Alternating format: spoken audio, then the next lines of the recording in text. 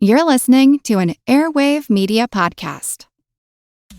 Será que a gente adivinha? Você quer acelerar sua carreira ou ingressar naquela profissão dos seus sonhos, mas com a correria do dia a dia não te sobra muito tempo para se dedicar aos estudos. Acertamos? Então os cursos livres do Senac são para você. Quer aprender de forma rápida o que você tanto sonha? Acesse sp.senac.br/cursos livres e ainda descubra descontos incríveis.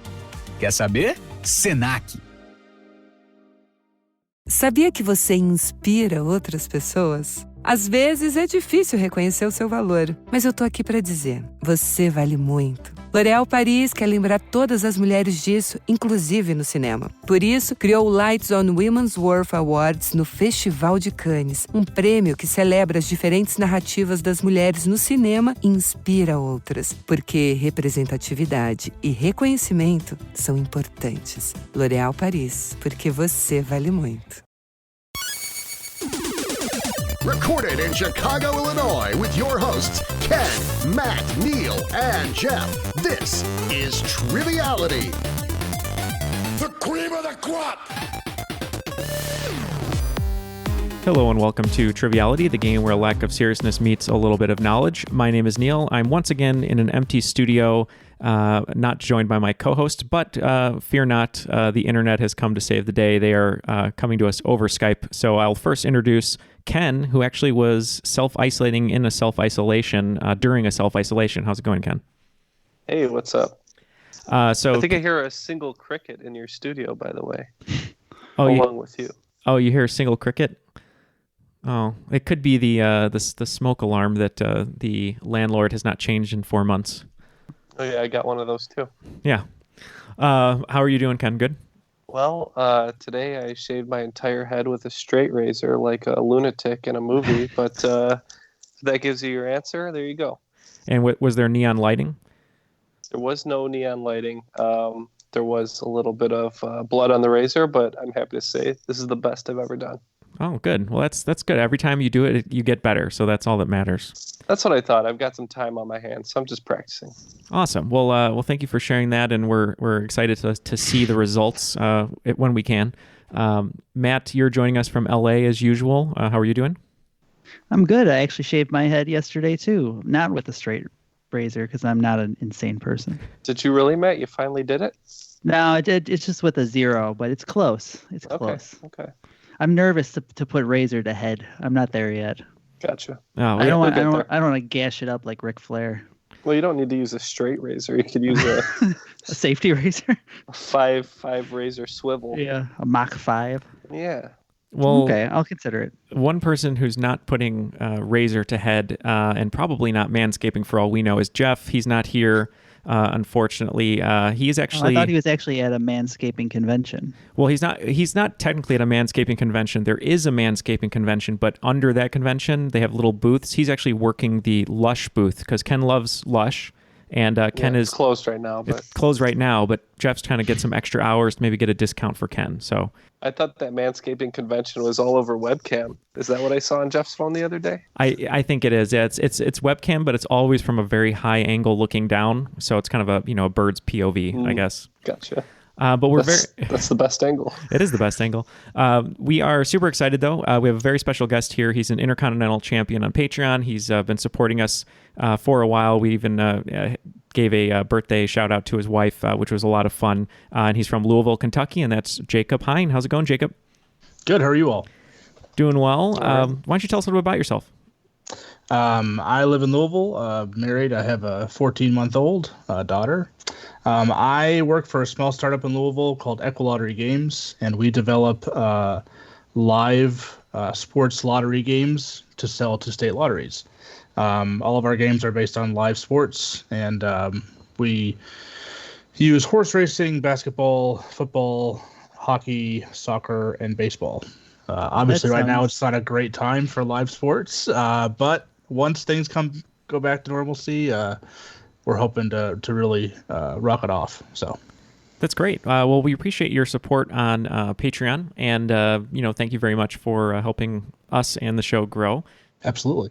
Well, before we throw it to the rules guy, I did want to let you guys know, since I am alone here in the studio, I had to sort of live it up a little bit. So A little bit of trivia for you, I suppose, before we get the game going. I'm actually eating a cookie from the Lotus Bakery, which was started in 1932 in Lembeck, Belgium. And a little hint, I enjoy it inside of a donut. Anyone?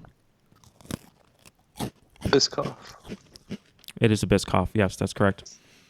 So Biscoff and coffee. So good job, Ken. That's 1 brownie point already.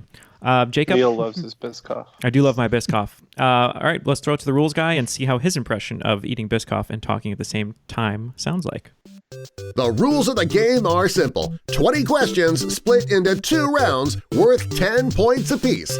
At halftime, there'll be a special swing round designed by this week's host. After regulation, players will enter the final round with the points that they've accumulated and will have a chance to wager 0 to 30 points on 5 categorized questions.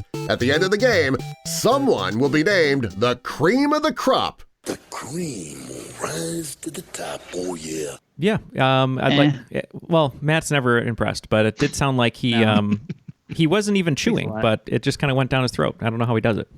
He just tilted his neck back and let it slide down his throat hole. Well, like a duck. On that note, Jacob, it's going to be me versus Ken versus Matt. It's going to be old school, so it's going to be a 3-for-all. So feel free to take it away when you want. All right, here we go with question 1, round 1. In 1962, what individual wrote a letter to the U.S. president saying, "I have given a new order to dismantle the arms which you described as offensive and to crate and return them to the Soviet Union"? Okay, I'm locked in. Okay. Ooh, how do you feel about this one, Neal? I don't know anything about this question. Yeah, me either. I'm taking the time period and just going to come up with like a random name, maybe. I could be way off, but I'm going to lock in too. Okay, and then I'm last. So I was going to say Ivan Drago, but I think that's too early, and he's fictional. So I'm going to say McCarthy. Hey, I said McCarthy too. Oh boy, see that does make sense. I said Lenin. The actual answer is Nikita Khrushchev. He was the leader of the USSR during the Cuban Missile Crisis, which is the letter he wrote to John F. Kennedy during the Cuban Missile Crisis. So that makes sense. All right, question 2. In the 1960s, 3 vaccines were developed against what 3 diseases? In 1971, they would be combined into a single vaccine, with the first dose at 12 through 15 months of age, and the second dose at 4 through 6 years of age. Oh, locked in. Oh, what is that one they have to get twice? Okay, I'm locked in. Okay, I have a bunch of them going through my head. I've been getting into Brooklyn Nine-Nine recently. And there's an episode where they have the mumps. So that's one I'll put. I have no idea if that's correct. So I'm going to put the mumps. I think polio is probably way too late, but maybe they came up with it after FDR. I have no idea. So I put polio, and I also put polio, mumps, and flu is incorrect, but I'm just going to put flu. Okay. I'm going to go with smallpox, measles, and mumps. I think this is the MMR, which is measles, mumps, and my favorite Smoking Pope song, Rubella. Yeah, it's MMR, measles, mumps, and rubella. I was so close. You were very close, yes. I knew smallpox didn't quite sound right in that mix. Not quite. But I was not going to get there, so. So it's just points for Matt? Mm-hmm. And now to question 3 in sports. Which basketball coach has the distinct honor of being the only coach to win a championship in both the NCAA and the NBA? Locked in. Simple question with answer I won't get, so I'm going to say Joe Schmo. All right, Joe Schmo. Well, I'm assuming, I think I've heard something similar to this before, but I think like the most winningest coach in NCAA is John Wooden, I think, and I'm just assuming maybe he went to the NBA for like a season or 2 and won, so I'm going to go with John Wooden. Yeah, this is one that comes up a lot. He won in 2004 with the Pistons, but I don't remember the college one, but I know it happened. I believe it's Larry Brown. It is Larry Brown, yes. He returned to the NCAA coaching for SMU, and I had his stat here somewhere. I know he coached the Pistons in the NBA, but for the NCAA team, I can't remember where he coached. I want to say it's UCLA. It was early. Yeah. Okay, cool. Question 4 in history. On March 17th, 1969, what 70-year-old woman was elected as Israel's first and only female prime minister? No, I don't know this one. I know I've heard this one, but I know that I can't remember it. I'm in. Okay. So it's up to Neal. All right. I just need 1 second because I believe she was the president or prime minister in Munich, the movie. I knew you were going to say that. Yeah. I have to watch Munich. You get so many answers from it. You are right. Okay, let me think. I know the actress. She's been in a million things. She's really good in Munich. Let's see. She was not the actual president, though. Just so you know. She was not the actress. No. Yeah. Who would elect a president? Who'd elect an actor as a president? Hold on. Let's see. Eric Bana was talking to her. Okay. Golda Meir. That's what I'm gonna lock in with. I also had Golda Meir. Matt, you're tapped out. Oh yeah. I don't know. I got nothing. The answer is Golda Meir. All right. Thank you, Munich. Very good. Very good. All right. Question 5. This is a Star Wars question. What order number did Chancellor Palpatine execute to his army of clone troopers to eliminate all remaining Jedi? Oh, locked in. I'm locked in too, but I'm hesitant. Okay. This is another one. So I wrote a very similar question when we did Star Wars live trivia, and I had a picture from the movie with like him saying, what order did he give? I don't think, obviously it's not 69. That was my first thought. Nice. I can't remember if it's like order 72 or order give Yoda 72. I don't know. Whatever. I'm just going to lock in with 72. I can't remember. I'm pretty sure it's in the 60s, and it's not 69 because that would be hilarious. But I think it's like 68, 67, 66. I went with 66 this time. Yeah. The Emperor gets his kicks with Order 66. Yes, execute Order 66. That's a great way to remember that, Matt. Now that I'm never going to forget that now. It is interesting. Too bad fast food menus usually don't go that high with their numbers. Yeah, exactly. Right. So after 5 questions, looks like Matt is in the lead with 30 points. Ken is in second place with 20, and I'm in third with 10. All right, cool. Question 6. This is in video games. What 32-bit video game console was released by Sega in 1995 and discontinued in 1998? I'm locked in. This game has gone very well for me so far. These are all my wheelhouse categories. You're locked in too, Matt? Oh, yeah. Okay. Yeah. I'm just going to keep the joke running, and people can make fun of me if they want, but I think I'm going to have to go with the majestic beast known as the Jaguar. Oh. The Atari I knew this Jaguar. would come up at least once. This is also an ill-fated brand of car, the Saturn.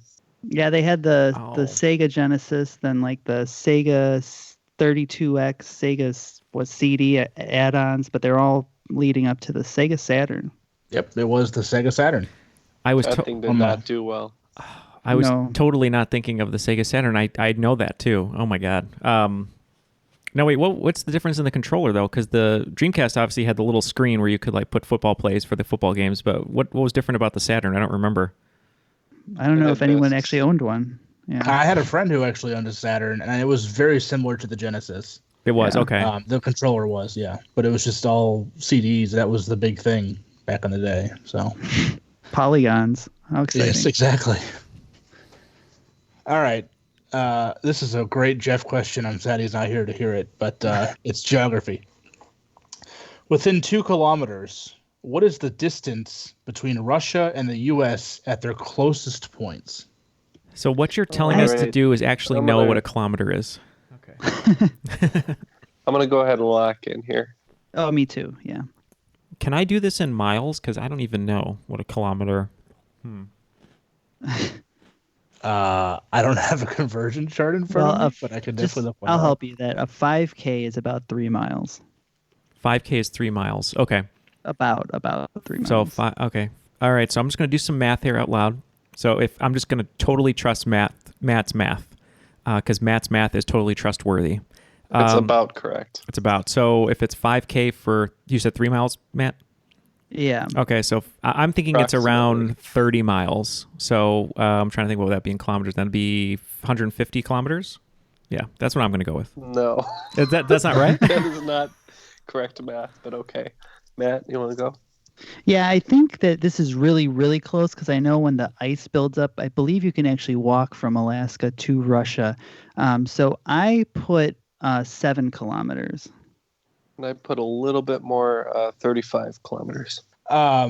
Actually, Matt, you were the closest, but you were just out of reach. It's 4 kilometers. I would have accepted 6 and 2. Really low. Wow. Yeah. Although the straight's narrowest point is about 53 miles or 85 kilometers wide, there are 2 islands in its center, the Little Diomede and the Big Diomede, which bring the distance of these two nations to only about 4 kilometers apart at their closest point. So now, Matt, he brought up walking across. Is that what you said, Matt? Like walking across to Russia? Yeah, I think when it during a certain season, the ice builds up enough that you can walk across from Alaska to Russia. So what you're telling me is that in the classic Mark Wahlberg movie, Four Brothers, when he walked across an entire iced ocean or whatever it was to go and fetch one of his brothers, that was possible. That's exactly what I was talking about. Yep. All right. Thank you. Question 8. The screenplay for the movie The Dark Knight Rises was inspired by what 1859 novel? It's a tale about a city in turmoil, class warfare, and kangaroo courts. Okay, I'm gonna lock in. Yeah, me too. Oh no. No, I don't know it. Don't take that as confidence, by the way. Well, that clue, kangaroo court, really makes me. I know there's like a literary reference to that, and I'm not pulling it. Class warfare. I wonder if it's like a Dickens novel because it's what's his name, Nolan. So he probably pulled some Dickens and wrote it on his forearm and forgot about it, but then looked in the mirror and remembered. Shut up. Remember Charles Dickens? Yeah, exactly. You simply look at kangaroos. I was born into them. Does Nolan have a specific affinity for Dickens that you are aware of? Maybe in his personal life on his computer. I'm not sure about in literature. I don't know. I'm just going to say it's, I don't even know if there is class warfare in this movie, but Ken and I always talk about it being the best of times and the worst of times. So I'm going to say A Tale of Two Cities. Yeah, I put that too. I went slightly different and said Oliver Twist. It is A Tale of Two Cities. Oh my God. But there's only one city in that movie. Ugh. Pittsburgh. Pittsburgh, yeah. Oh, yeah, Heinz Ward scoring touchdowns. I forgot. Okay, question 9. Another geography question. Name one of the 2 states that is bordered by 8 other states, and 5 bonus points if you can name the other. I just want to say Hawaii and be done with this. But, okay, I'm going to say... All right, I'm locked in. Yeah. Which flyover state is it, though? So you're saying it's a state bordered by 8 states? Correct. Okay. There are 2 of them. Okay. But I only need you to give me one for the answer. Okay. All right, I'm just going to play a little game theory. I'm going to lock in. Yeah, I'm going to play that same game theory and also say Kentucky. Yep, I'm going to say Kentucky as well. Oh, really? I said Oklahoma, and then bonus would be California. You all were close. It's actually Tennessee and Missouri. It's always Missouri. I feel like Missouri is like the There's a lot of trivia about Missouri. There is a You're lot right. of trivia. It's just like it kind of sneaks up on you, you know? Yeah. A little bit of a show me state, if you ask me. Well, it's like it hides, and then it's like, show me, and then it shows you. All right, our final question of round 1. A very young sailor and his dog Bingo started appearing on what snack's packaging in 1918? Ooh, I can lock this one in. You guys know this one? Oh, yeah.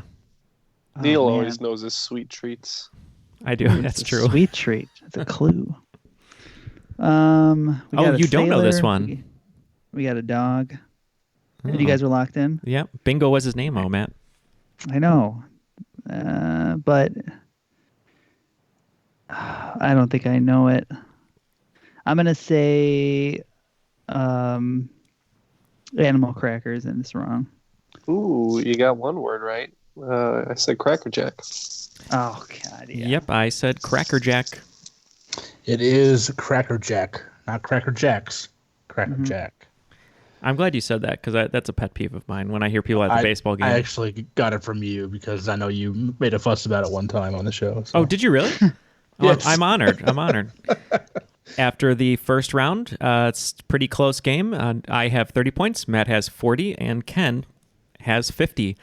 Before we throw it to Jacob for the swing round, just wanted to remind everyone that we're on Instagram now, so you can come hang out with me and Matt, and then Jeff and Matt occasionally. We're going to be posting some pictures, behind the scenes, episode releases, and all that good stuff. And we're at Triviality Pod on Instagram, same thing as Twitter and Facebook.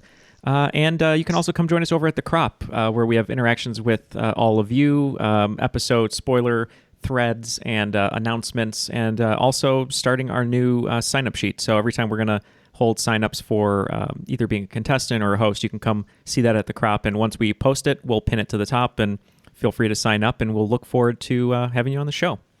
So, Jacob, what do you have in store for us today? So for the swing round, I'm going to give you 10 songs from musicals. You just tell me what musical it's from. Awesome. No. There goes my lead right there. I was really enjoying having the lead for once. I think sleeping until noon and doing yoga in my bedroom to YouTube videos is really doing me well. But now I'm going to get crushed. Is doing yoga... Oh, sorry, go ahead, Matt. Yeah, on a recent episode, I did mention how the swing round is where Neal gets his lead, and then the second round is where it all falls apart. That's exactly what happened recently. Yep, I think I got a perfect swing round, and then I just didn't get any questions right in the second round. So, Ken, is doing yoga in your bedroom from Rent? It's not. It's something I really did today to try to make sure I wasn't sitting on the couch all day. There you go. All right.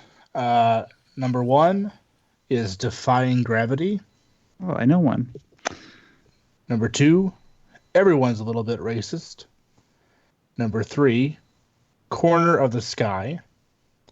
Number 4, Somewhere That's Green. Number 5, You Can't Stop the Beat. Number 6, Send in the Clowns. Send in the clowns. Number 7, The Impossible Dream. Number 8, Memory. Number 9, Cell Block Tango. And number 10, Old Man River. I know all these songs, but I have no idea where any of them come from. That's a real problem. All right, we're going to think about these for a moment, and we'll be right back. Pausa rapidinho agora para falar de dica de ouro para os papais e mamães. Depois de experimentar a nova Hug Supreme Care Fralda Roupinha, tudo ficou ainda melhor para o meu filho. É a única com canais em X que se adaptam aos movimentos, com 2 vezes proteção noturna e cintura elástica que se adapta ao corpinho do bebê, além de ser super fácil de colocar e tirar. Praticidade pura. Então guarda essa dica. Nova Hug Supreme Care Fralda Roupinha. Bebê, estamos juntos nessa, mais do que nunca. Agora curta seu podcast. Chegou a melhor parte do podcast. É hora de provar a melhor Coca-Cola.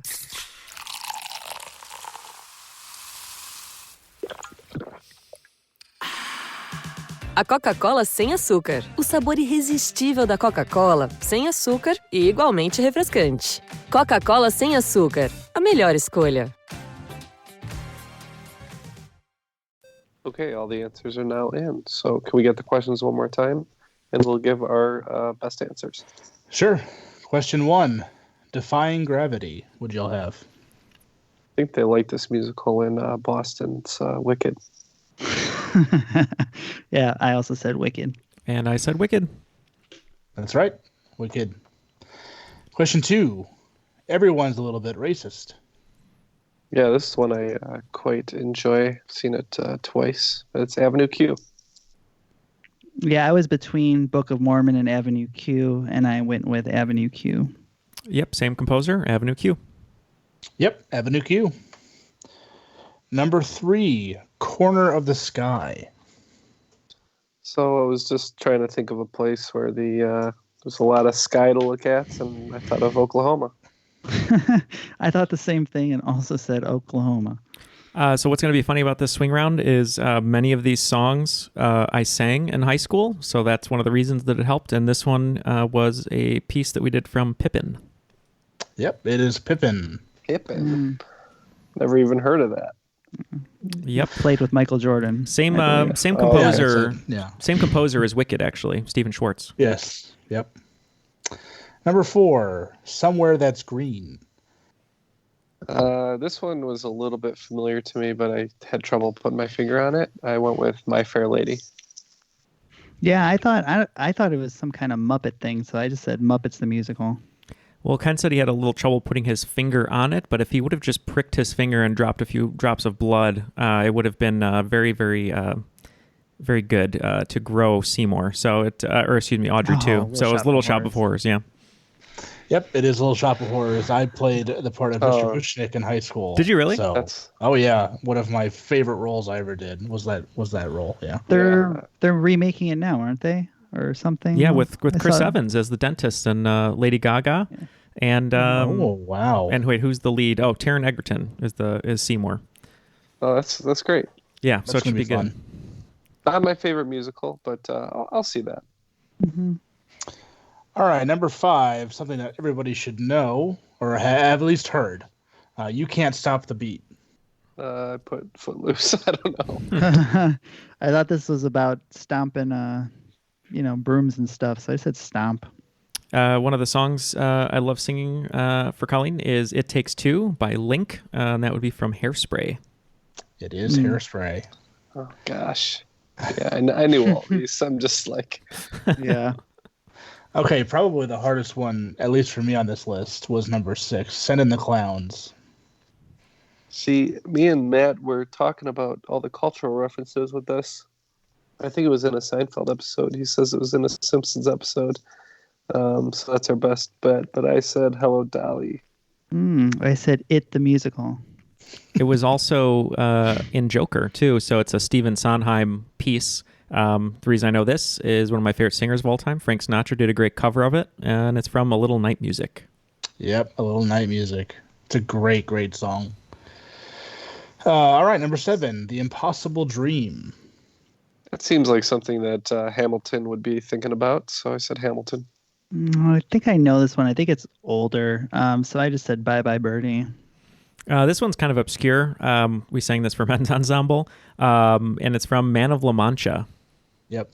I played the part of Don Quixote in my senior year for Man of La Mancha, so I sang The Impossible Dream. Nice. This is really obscure, but did you start to believe that you yourself were actually Don Quixote? Yes, I was chasing In the windmills, and yeah, it was great. It was just pure bliss until I was locked up in prison. So you get one Terry Gilliam joke an episode, and that was it. All right, number 8, Memory. I'm sure a lot of people wish that they didn't have memory of seeing the movie version, but I said Cats. I didn't know this one, so I said Rent. Yep, this is Cats.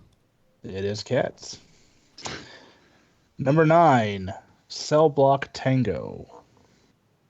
Chicago. Well, that makes sense. Again, I don't know any of these, so I said Prison Mike the Musical.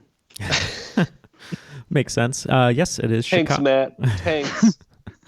It is Chicago. Yeah, I would love to see Prison Mike the Musical and all the scary dementors. That's the worst part of prison. It is the worst but it part. is Chicago. Gruel sandwiches.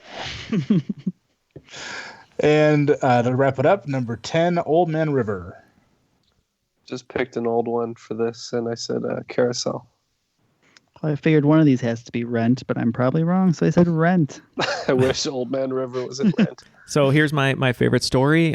Senior year, I was asked to sing Old Man River with the orchestra and band combined in a big end-of-the-year concert. Practiced a lot because it's a very low song, Old Man, like that. Anyway, so practice a ton. We get to the performance. It just makes me laugh now. I started singing it, and it was going really, really well. I was singing, and I get off stage, and our teacher, Mr. McColgan, said, I'm so sorry. I'm really, really sorry what happened. I was like, what are you talking about? It went great. And he said, they forgot to turn on your mic.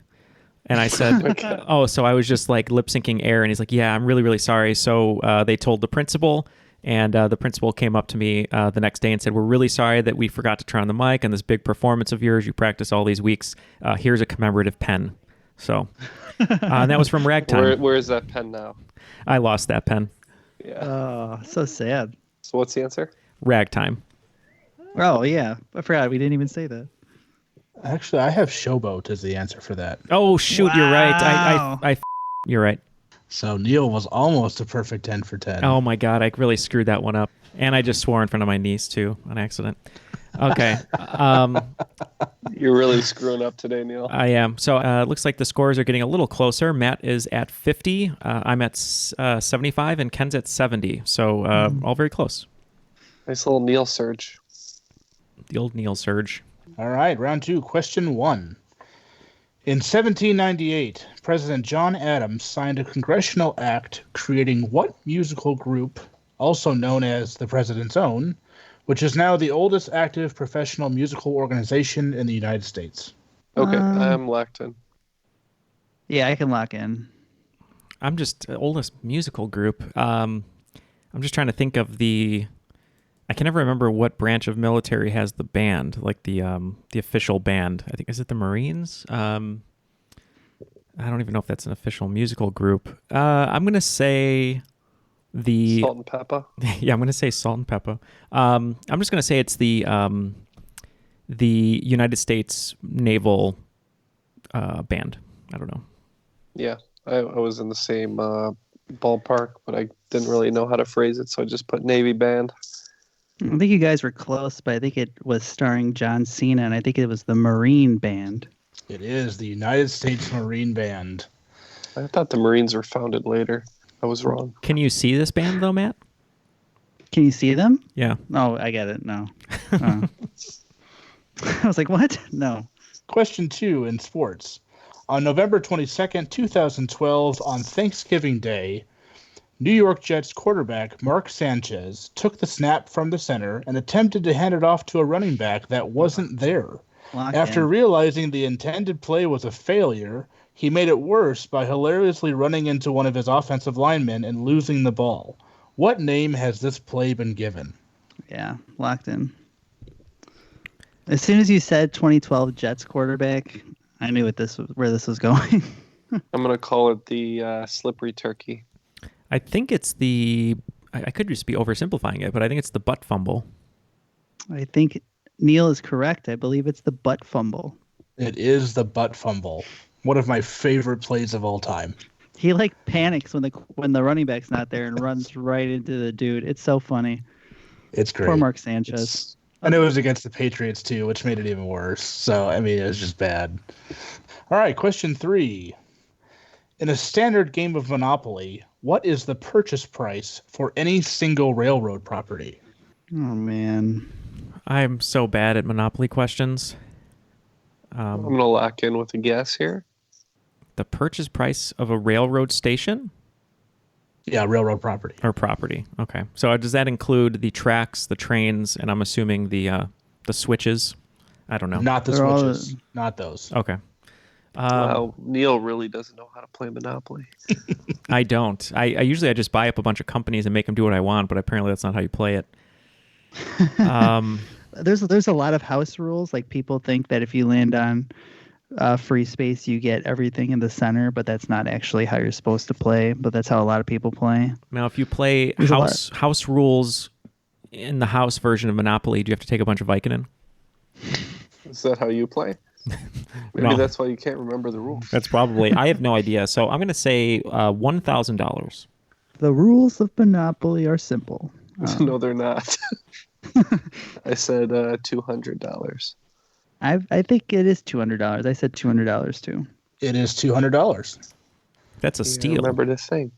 All right. Question 4. What sign of the zodiac shares its name with 13 popes? I hope none of them were cowardly. Oh, I'm locked in. I think we all got that at the same time.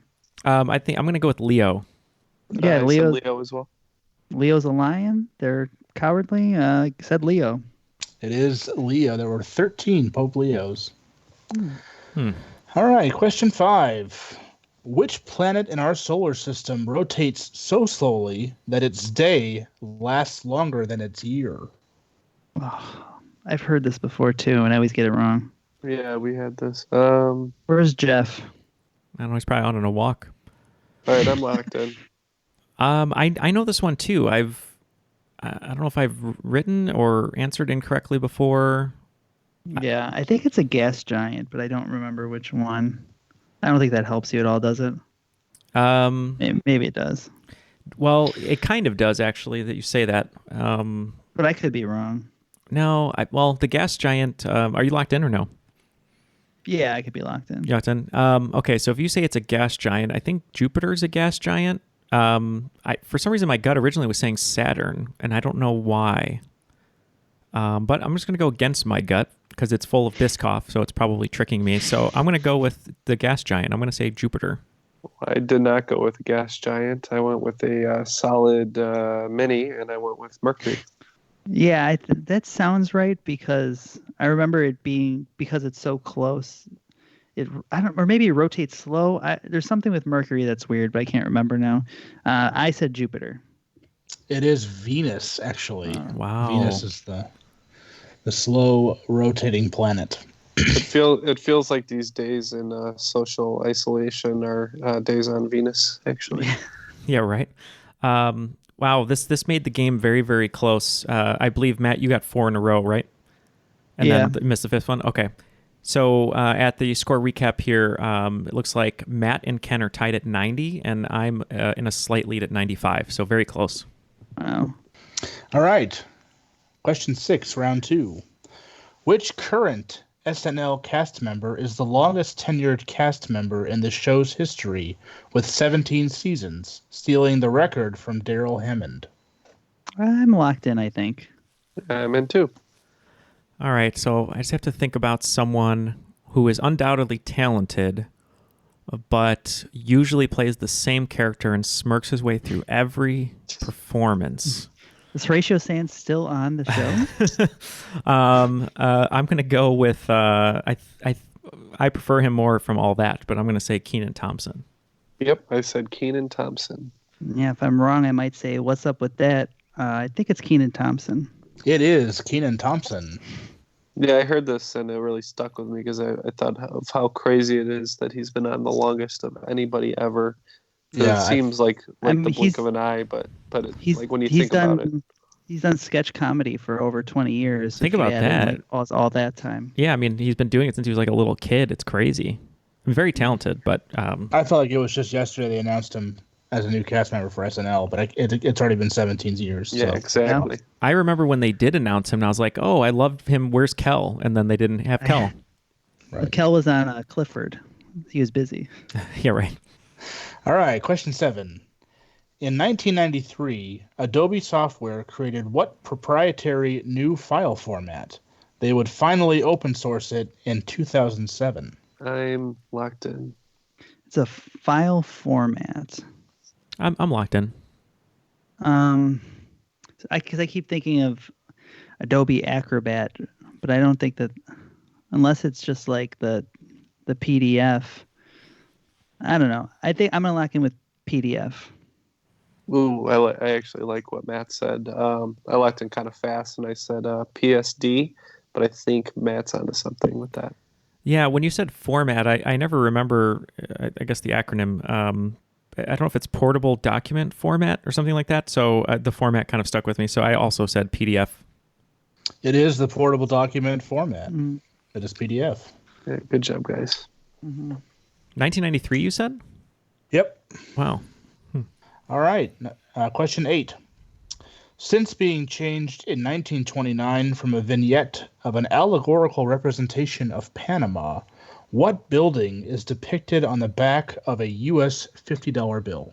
All right, I'm gonna get real with you guys here. I can't even remember the last time I had a $50 bill in my hand. I was gonna say I've only seen 20s. That's the biggest bill I've ever seen. So I think the 5 is with Lincoln. That has a Lincoln monument on it. One of them, I think, is it the dollar or the 5? Or one of them has the Capitol building. So I'm going to say, Maybe. How about the Supreme Court? That's what I'm going to go with. Oh. I said the Treasury. Oh, I had no idea, so I said the house from Parasite. It's actually the U.S. Capitol. Oh, Back no. on the U.S. $50 bill. Yeah. I wrote Capitol and I scratched it out because I thought it was on the 20. My bad. You ever look at the back of a $20 bill? Dude, Matt, I like your house from Parasite answer so much. I'm gonna give it joke of the day. There you go. Hey, there you go. New segment. Yeah. All right, question 9. Sorry if it's an easy question, but what word is used for the letter Q in the NATO phonetic alphabet? I think I know what you're spitting out there, so I'm going to lock in. Yeah, I'm locked in too. Oh, all right. I'm saying Quebec. Yep, I went with Quebec. I also went with Quebec. It is Quebec. All right. I love the little clues in there. I almost made myself the joke of the day by missing that question. All right. Finishing up round 2, question 10. Though Nebraska is called the Cornhusker State, what neighboring state actually leads the U.S. in corn production? All right. Lock it in. Oh, man. I'll lock in too. I can never place Oklahoma on the map in my head. But my Well, it's part. good because she said Nebraska. Oh, did I say Oklahoma? Yeah. Oh, that's because I'm thinking of Oklahoma. Sorry. So I can never place Nebraska on the map. So what I'm thinking of is Iowa is kind of known for corn, but I don't know if it's the number one corn producer. So I'm leaning towards Oklahoma and Missouri, maybe. I don't even know if Kansas is near Missouri. Oh, yeah, it is, of course, because there's Kansas City and Kansas City. Okay. Then on that logic, nope, we already had a Missouri question. I'm going to say Oklahoma. I said Kansas. I thought he was maybe on a Missouri kick, so I said Missouri for this one too.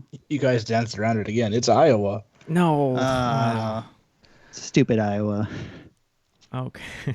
That's the hard part, because when there's one that seems too easy, I never go for it because I think people are tricking us. I first wrote down Indiana. I'm like, it's not next to it. I don't know what we're doing. Because I just remember Indiana Beach's theme was there's more than corn in Indiana. So I figure they have a lot of corn. R.I.P. Indiana Beach. Oh, they closed it down. So I guess all that's left is corn. That's sad. They just announced that they were closing prior to this crisis. Mm-hmm. After regulation, the scores are still very, very close. Ken is in third place with 110 points. Matt is What happened? I know. Matt is in second with 120, and I'm still in the lead by just 5 points with 125. So before we go into the final round and hear those categories, Jacob is a Patreon supporter, which we appreciate, and he will be getting a special character box along with a poster in the mail for being an Intercontinental Champion.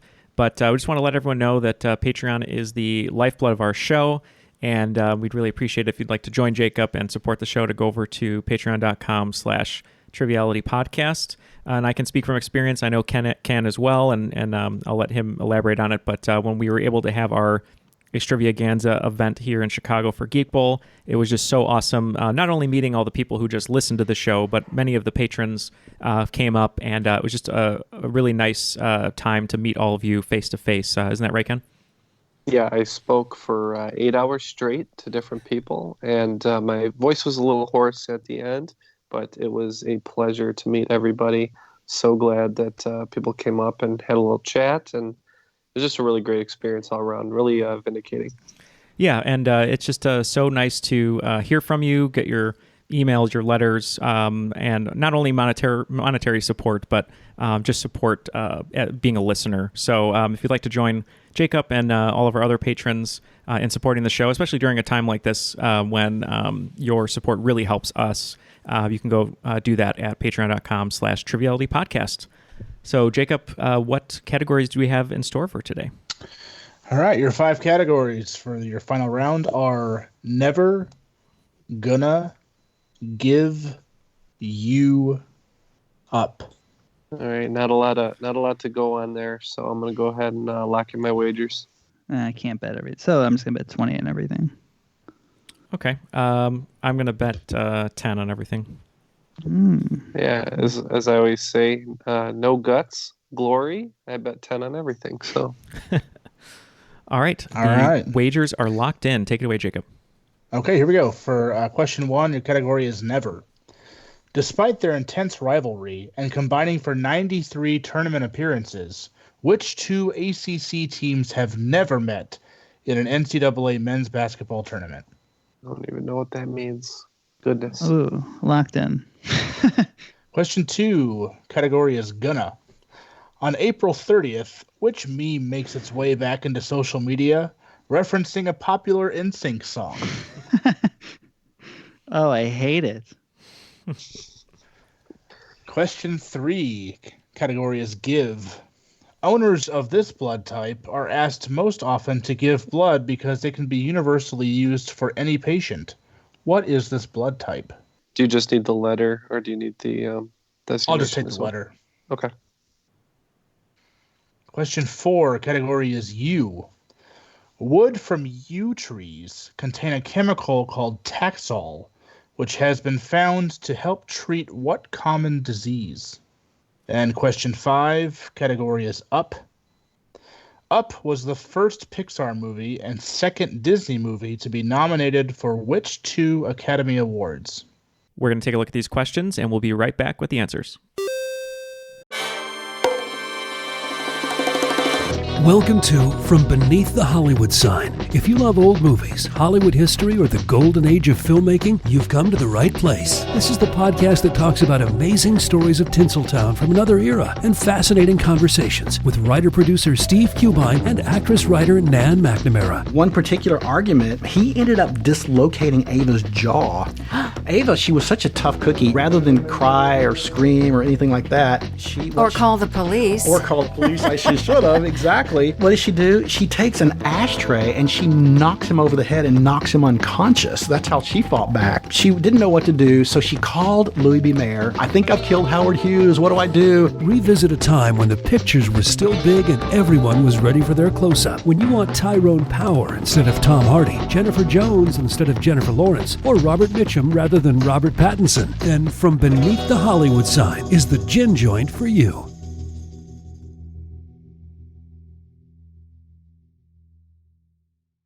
All the answers are locked in. Let's hear those questions one more time and give our answers. All right, question 1, category is never. Despite their intense rivalry and combining for 93 tournament appearances, which 2 ACC teams have never met in the NCAA men's basketball tournament? I'll start. I'm gonna start off. Oh, you'll I start. have no idea. Yeah. I went with the Halifax Highlanders from the movie Goon, and the South Central Louisiana State University Mud Dogs from Waterboy. I'm not sure if I fared much better. I know Duke and Kansas are 2 of the best teams, and I always kind of lump in North Carolina there, but I think Duke and Kansas sort of have a rivalry. I don't know if they've ever played each other, so that's what I went with. These 2 ACC teams are pretty much always near the top. I think the name of the rivalry is Tobacco Road. I think it's Duke UNC. That's correct. It is the Tobacco Road rivalry, Duke and North Carolina. Yeah, I wagered 20 on that one. I wagered 20 on all of them. Yeah, and as I said, 10 all the way down for me. All right, question 2, category is gonna. On April 30th, which meme makes its way back into social media, referencing a popular NSYNC song? Do you guys want to sing this one in harmony with me? It's gonna. Yeah, sorry. Yeah, gonna. It's gonna be May. It's gonna be May. Well, Yeah, we all got beautiful. It. Yeah, it's gonna be May. That's what that was. It has it always has the classic ramen hair Justin Timberlake, which Absolutely. I really enjoy. Yes. Yeah, it's funny. So Lance Bass has a podcast, and this past week was the 20th anniversary of the recording. Was the past 20th anniversary of No Strings Attached, which It's Gonna Be Me is on, and each day a different member of NSYNC did a single interview, and then they all kind of came together. But it was funny because he asked Justin, like, where did It's Gonna Be May come from? And he said, oh, it was the producer was saying, you really got to like put some like a little extra on me and say it like May. And he's like, now if you try to sing it and you say It's Gonna Be Me, it just doesn't sound as good. So it was just kind of funny.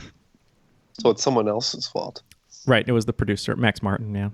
Oh, not Lou Pearlman. Definitely not Lou Pearlman because they cut those strings. That's why they weren't attached anymore. Oh, that's right. He was in prison at the time, I believe. Yeah. It's a bad dude. All right, question 3. Category is give. Owners of this blood type are asked most often to give blood because it can be universally used for any patient. What is this blood type? So I believe the universal donor is AB. I had no idea. I put B positive. Oh, I mixed that up. I believe the donor is actually type O, specifically type O negative. That's correct. Type O negative. How did I screw that up? Like, I knew the answer to that question. I just wrote the wrong thing. I think AB can receive from anyone. Yes, that's absolutely correct. I just screwed up. Oh, man. All right, the delirium is setting in, guys. All right, question 4, category U. Wood from yew trees contain a chemical called Taxol, which has been found to help treat what common disease? I thought maybe this had something to do with malaria. Mm-hmm. Oh, that's a good guess. I had no idea. I just put diabetes. I don't know. Well, I danced around diabetes, but this one sounded funnier to me, so I said tuberculosis. Actually, the answer, surprisingly, is cancer. Specifically breast, ovarian, and lung cancers. Wow. Keep planting those trees then, please. Yep. They actually had a shortage of them for a while because they were harvesting the Taxol so much. They've had to kind of repopulate the yew tree population. All right, and question 5, category is Up. Up was the first Pixar movie and second Disney movie to be nominated for which 2 Academy Awards? Yeah, this is the only question I really had to put my back into considering, which probably hurt me on that blood question. But I was trying to think of something else that it might have been nominated for besides Best Picture and Best Animated. I know both were Up and Beauty and the Beast were nominated for Best Picture.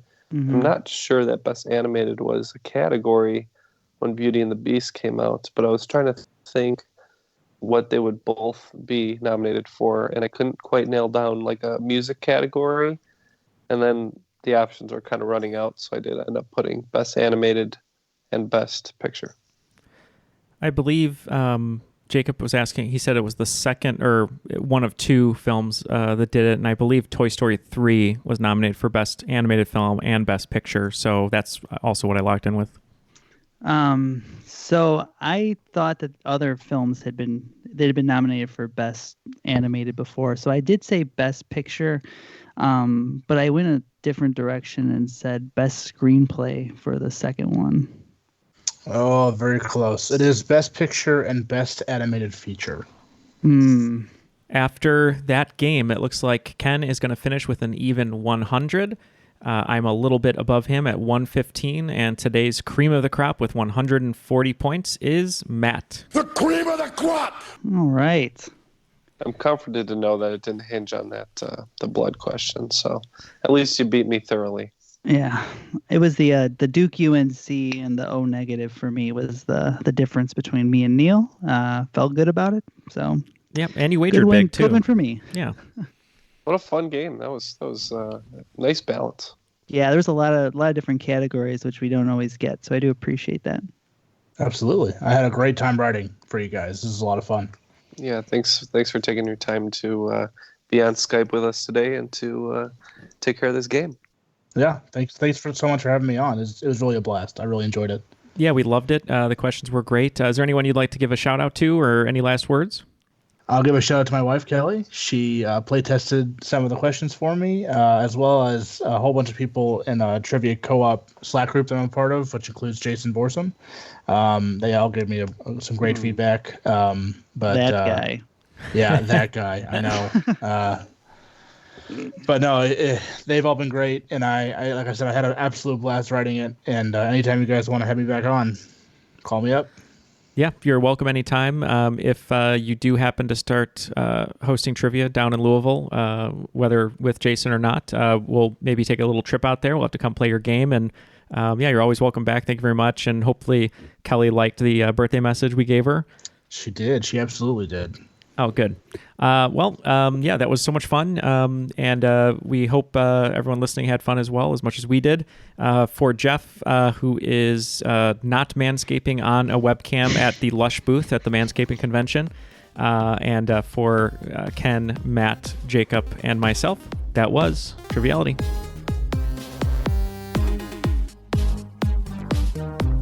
Yeah, everybody made fun of Sarah Palin for being able to see Russia from her backyard, but it probably was true. Well, she's one of the Masked Singers too. So you. Right. Oh my God, Exactly. I know. What is happening to this society?